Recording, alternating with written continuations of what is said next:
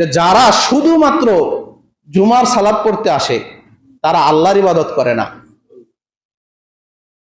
যারা 5 ওয়াক্ত সালাত আদায় করে তারা হচ্ছে রবের ইবাদত করে। আর যারা শুধু জুমার নামাজ পড়ে তারা ওই জুমার দিনের ইবাদত করতে আসে, আল্লাহর ইবাদত করতে আসে না। কারণ আল্লাহ তাআলা তো জুমার নামাজ পড়ে শুধু জুমার নামাজ পড়ার জন্য নির্দেশ দেন নাই। আল্লাহ তাআলা নির্দেশ দিয়েছেন 5 ওয়াক্ত সালাত আদায় করার জন্য। যারা 5 ওয়াক্ত নামাজ পড়ে না, শুধু জুমার নামাজ পড়ে, তারা রবের ইবাদত করে না, তারা ওই জুমার দিনের ইবাদত করে। যারা সারা বছর নামাজ পড়ে না, শুধুমাত্র রমজানে নামাজ পড়ে, তারা রবের ইবাদত করে না, তারা রমজান মাসের ইবাদত করে। রমজান মাসের যে রব আল্লাহ, আল্লাহর ইবাদত যারা করে তারা সারা বছরই 5 ওয়াক্ত সালাত আদায় করে। আর যারা আল্লাহর ইবাদত না করে, রমজানের ইবাদত করে, তারাই শুধু রমজান মাসে সালাত আদায় করে।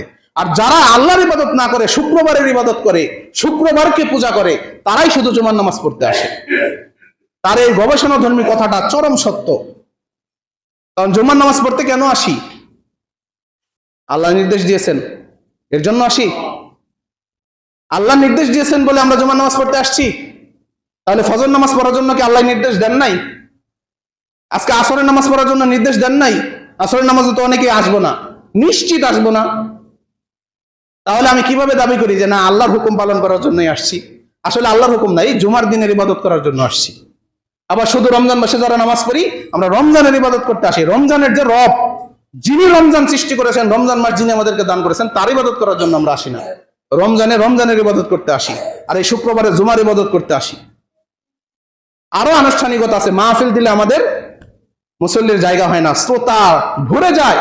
এত মানুষ কই থেকে আসে? পরের দিন ফজরেই কাউকে পাওয়া যায় না। তাহলে ওই মাহফিল তো আল্লাহ সন্তুষ্টির জন্য হলো না। আনন্দ উৎসব করার জন্য আমরা মাহফিল করি। এই জন্যই বলা হয়েছে যে কোনো ধর্মই যখন ধ্বংস করার চেষ্টা করা হয়, তখন সেই ধর্মকে বিভিন্ন অনুষ্ঠানের মধ্যে সীমাবদ্ধ করে দেওয়া হয়। আমরাও আস্তে আস্তে বিভিন্ন অনুষ্ঠানের মধ্যে আমাদের ইসলামকে সীমাবদ্ধ করে ফেলছি।